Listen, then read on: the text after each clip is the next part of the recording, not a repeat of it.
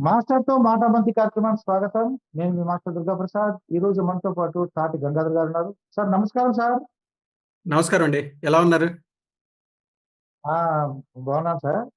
ఏంటి సార్ ఈ 2000 క్రోర్స్ ఏదో స్కామ్ అంటున్నారు. ఏంటి సార్ అది? ఏంటి మీకు వివరాలు ఏంటి మాకు కొద్దిగా చెప్తారా సార్? హ్మ్. అది కూడా ఇదేమన్నా మ- ఏదన్నా అధికార పార్టీలు ఇది వేసుకొస్తే ఇది అనుకోవచ్చు. ఇది వచ్చింది మొత్తం యుఎస్ కోర్టులో సబ్మిట్ చేసిన డాక్యుమెంట్ ప్రకారం ఈ రోజు మొత్తం బ్రేకింగ్ న్యూస్ అదే నడుస్తూ ఉంది. హ్మ్. ఇది మొత్తంగా ఏంటంటే ఆ, అదానీ పవర్కి సంబంధించిన మేటరు. మన రాష్ట్రంలో 2021 ఆ టైంలో ఆ, ఇది సోలార్ పవర్ దీనికి సంబంధించి అదానీ తోటి అగ్రిమెంట్స్ చేసుకున్నారనమాట. ఓకే. దానికి సంబంధించింది.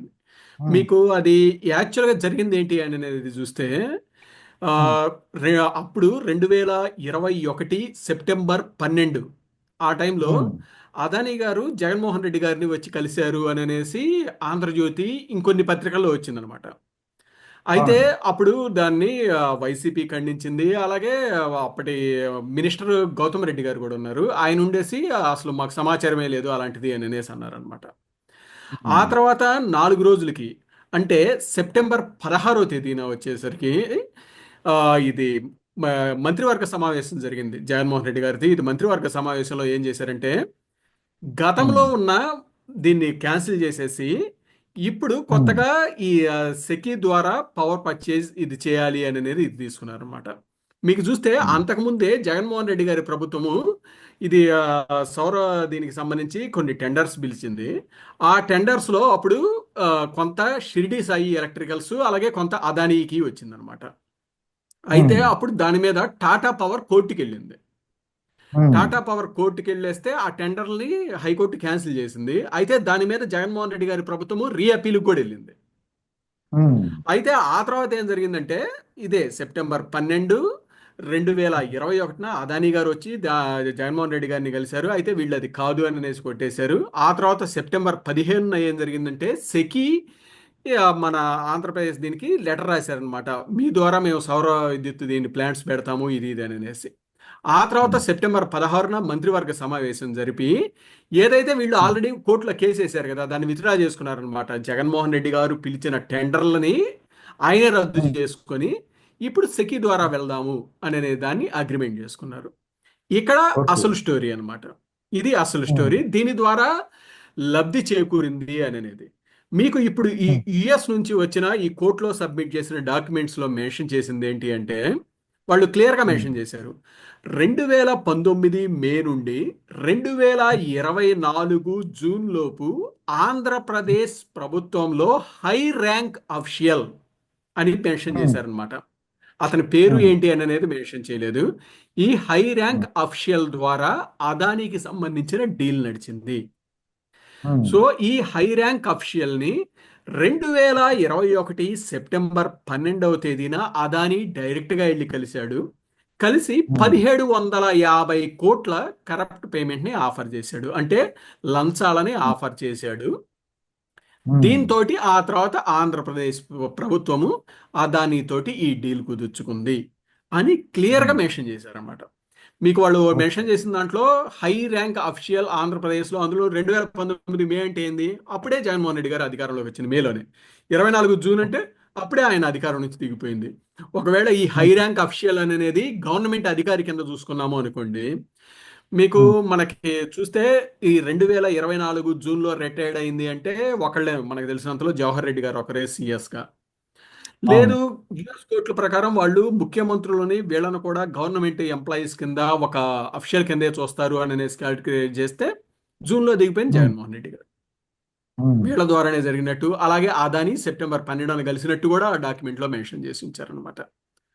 హ్మ్. ఇది దీనికి సంబంధించి ఇలా 1750 కోట్లు లంచంగా ఆఫర్ చేసేసి 6 నుంచి ఈ కాంట్రాక్ట్లు ఇవన్నీ తెచ్చుకున్నారు అని అనేది ఆ! ఇప్పుడు యుఎస్ ఆ కోర్టులో జరుగుతున్న ఇష్యూ. తాటి గంగాధర్ గారు మా డౌట్ ఏంటంటే మన ఇండియా విషయం అమెరికాలో ఏం చేశారు సార్ ఇది మాకు అర్థం అవ్వలేదండి. ఓకే. ఇక్కడ ఏంటంటే మామూలుగా అయితే దానికి సంబంధం లేదు. కానీ అదానీ పవర్ ఈళ్ళేం చేశారంటే అక్కడ కూడా ఇన్వెస్ట్‌మెంట్స్ రైజ్ చేశారనమాట. ఏదైతే ఈ కాంట్రాక్ట్స్ ఇవన్నీ చూయించి ఫండ్స్ రేజ్ చేస్తారు కదా వాళ్ళ కంపెనీస్ దీనికోసం. అది యుఎస్లో కూడా దాదాపు 700 మిలియన్ ఎంతో రేజ్ చేసినట్టు కూడా డాక్యుమెంట్లో మెన్షన్ చేశారు. సో ఎప్పుడైతే మీరు వాళ్ళ కంట్రీలో కూడా మీరు ఈ కాంట్రాక్ట్లు వీటన్నిటిని చూయించి రేజ్ చేస్తారో ఉమ్, అప్పుడు ఆటోమేటిక్గా వాళ్ళకు కూడా అథారిటీ ఉంటుంది కదా దీని మీద వెరిఫికేషన్ చేసుకోవడానికి దీని అంతటికి. సో అక్కడ సెక్యూరిటీ అండ్ ఎక్స్చేంజ్ బోర్డే దీని మీద వెరిఫికేషన్ ఇదంతా చేసేసి వీళ్ళు ఇప్పుడు కాదండి, వీళ్ళు దాదాపు ఉమ్, 2 ఇయర్స్ బ్యాకే వీళ్ళు వచ్చి వెరిఫికేషన్ ఇదంతా చేశారనమాట. ఇదంతా ప్రాసెస్ నడుస్తూ ఉంది. నిన్న అక్టోబర్ 24 ఆర్ 28 ఈ డాక్యుమెంట్ ఫైల్ చేశారనమాట. సో వాళ్ళకున్న ఉమ్, అథారిటీ ప్రకారమే అదంతా వెరిఫికేషన్ చేసుకొని వారెంట్ ఇష్యూ చేయటము ఇదంతా చేశారు. ఇది ఉమ్. వాళ్ళు చెబుతుంది. అంటే అంటే గంగాధర్ గారు, ఇప్పుడు మన ఆదాన్ గారు అంటే మన దేశానికి పెద్ద వ్యాపారవేత్త కదండి. అతని మీద అంటే ఆ, అంటే ఇబ్బంది అవుతుందని చెప్పేసి అతని మీద కేసు లేకుండా చూస్తారేమో అండి. అలా అని అది ఓకే. అది ఏం జరిగింది అని అనేది కోర్టులో తేలాలండి. ఇప్పుడు అదానీ గారు కూడా వాళ్ళ టీమ్ స్టేట్మెంట్ ఇచ్చిందనమాట. మా మీద ఇలాంటి ఆరోపణలు ఇదేం కొత్త ఏం కాదు, ఇలాంటివన్నీ వస్తూ ఉంటాయి, మేము ఎప్పుడు కూడా ఆ, మించి చేయలేదు అని అనేది వాళ్ళు చెబుతుందన్నమాట. కాకపోతే మీరు ఇక్కడ అదాని గారి మీటరు అని అనేది అది పక్కన పెట్టేసేస్తే వేరే కోణంలో ఇక్కడ జగన్మోహన్ రెడ్డి గారి మీటర్ తీసుకున్నారు అంటే ఇది ఆ రోజే చాలా ఇష్యూస్ చాలా మంది అపోజ్ చేశారండి. ఎందుకంటే అంత రేటు పెట్టి ఇప్పుడు సెకీ ద్వారా ఉమ్, కొంటున్నట్టు అని అనేది చూపించారు. కానీ అక్కడ జరిగింది ఏంటంటే అంతకు ముందే ఆ సెకీ టెండర్లో అదాని గారు విన్ అయ్యారు, బిడ్ విన్ అయ్యి ఉన్నారనమాట. అలాగే మనకి ఏ రాష్ట్రం కూడా అంత ఆఫర్ చేయలేదు, కేవలం ఉమ్, ఆంధ్రప్రదేశ్లోనే అంత ఆఫర్ అన్నమాట. సో అప్పుడు చాలా ప్రెస్ మీట్లు కానీ చాలా మంది మాట్లాడారనమాట, ఇంత ఇది పెట్టేసి ఇది చేయటం రాష్ట్రానికి కూడా లాసు ఇదంతా అని అనేసి. కానీ అప్పుడు అంతే ముందుకెళ్ళిపోయారనమాట. అదే దాదాపు రూ. 2.50 ఎంత ఉంది అనుకుంటాను, అది హైయెస్ట్. ఇది అలాగే ఉండే కొద్దిగా తగ్గిపోద్ది అని జగన్మోహన్ రెడ్డి గారు ఇదివరకు చెప్పాడు. అది కాక ఇది ఉమ్, 2024 ఆర్ సంథింగ్ అప్పటి నుంచే ఉత్పత్తి ప్రారంభం అయింది ఇదేననేసి చెప్పారు. సో ఇదంతా నడిపి ఇది ఏంటి అని అనేది అప్పుడే చాలా క్వశ్చన్స్ అనేవి రేజ్ అయినాయి అనమాట. సో మనం దాని ప్రకారం చూస్తే ఇంత అసలు ఒకేసారి ఎలా ఇచ్చారు జగన్మోహన్ రెడ్డి గారు? అది కూడా ఏంటి, ఉమ్, జగన్మోహన్ రెడ్డి గారు ఆయన పిలిచిన టెండర్లని ఆయనే రద్దు చేశారండి. ఆయన ఉమ్, పిలిచిన టెండర్లని మీద టాటా పవర్ కోర్టుకి వెళ్తే కోర్టు క్యాన్సిల్ ఉమ్, చేసింది ఆ టెండర్ని. అయినా కానీ రీఅప్పీల్కి వెళ్ళాడు జగన్మోహన్ రెడ్డి గారు. అప్పుడు రీఅప్పీల్కి వెళ్ళి కూడా మళ్ళీ ఆయనంతటా ఆయనే క్యాన్సిల్ చేసుకొని దీనికి ఇచ్చేశారనమాట. ఇదంతా మరి ఏంటి అని ఒక కోణం చూడాల్సి ఉంటుంది అనమాట.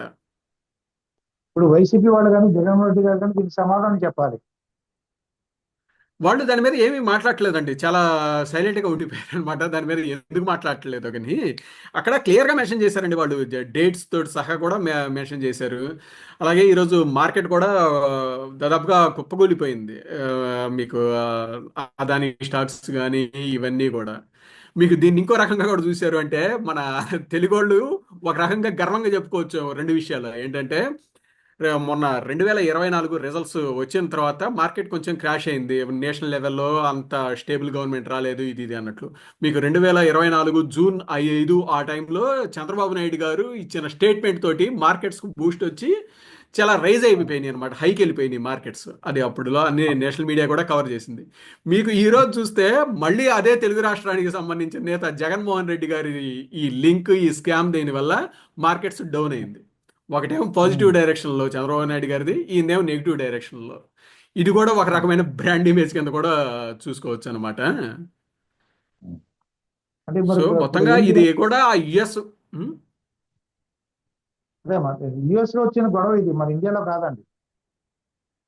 ఇండియాలోకి రాదా అని అనేసి అంటే మీకు ఇక్కడ ఇది డైరెక్ట్ ఓకే. ఆ యుఎస్ గవర్నమెంట్ వచ్చేసరికి లేకపోతే ఆ యుఎస్ కోర్టులు జగన్మోహన్ రెడ్డి గారి మీద డైరెక్ట్ తీసుకుంటారు అని అనేసి అయితే అనుకోలేమండి. ఎందుకంటే వాళ్ళకేంటి, వాళ్ళు దగ్గర రేజ్ చేసింది ఎవరు ఫండ్స్, అదానీ గ్రూప్ అన్నమాట.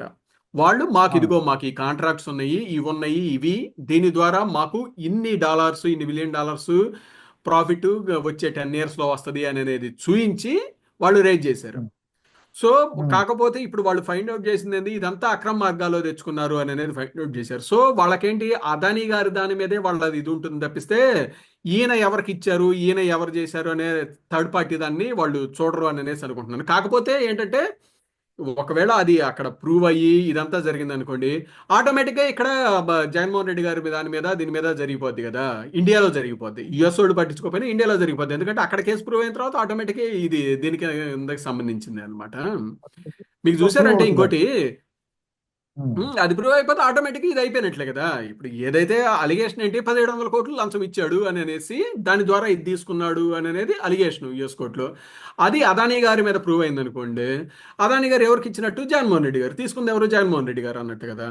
ఇప్పుడు అది కూడా అది పూర్తిగా ఇచ్చారా, లేకపోతే అది జస్ట్ ఆఫర్ లాగా అది జరిగిందా, లేకపోతే ముందు ఇనిషియల్ గా ఏదైనా పేమెంట్స్ జరిగినాయా, ఇదంతా కూడా క్లియర్గా అయితే ఏమీ మెన్షన్ చేయలేదన్నమాట. కాకపోతే అక్కడ యుఎస్లో వాళ్ళు ఆల్రెడీ కొంత ఫండ్ రైజ్ చేశారు కాబట్టి అదే ఇనిషియల్ లెవెల్ పేమెంట్స్ ఇక్కడ కూడా జరిగి ఉంటాయి అని అనేది ఒక అంచనా మాత్రమే అన్నమాట.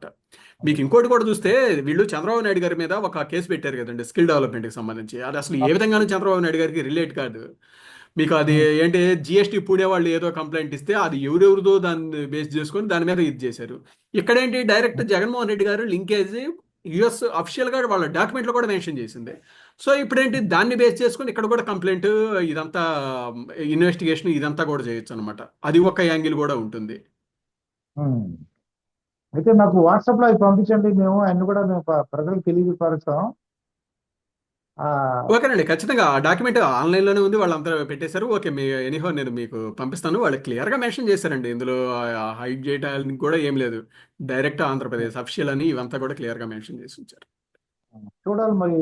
అంటే జగన్మోహన్ రెడ్డి గారికి మేము నీతి నిజాయితీతో ఎంతో బాగా చేశాము అడ్మినిస్ట్రేషన్, అసలు ఏమీ అసలు మనీ ఎక్కడ ఎక్కడ లంచం రూపాయి లంచం లేకుండా చేశారని చెప్పారు. మరి ఇవన్నీ చూస్తుంటే కొంచెం చాలా బాధాకరంగా ఉందండి.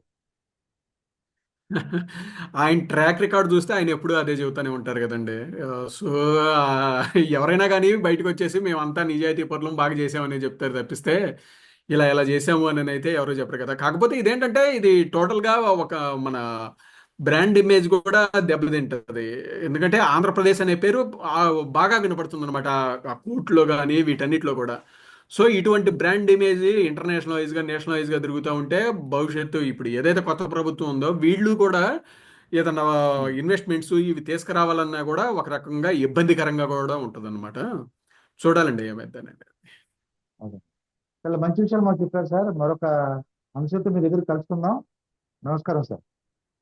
థ్యాంక్ యూ అండి.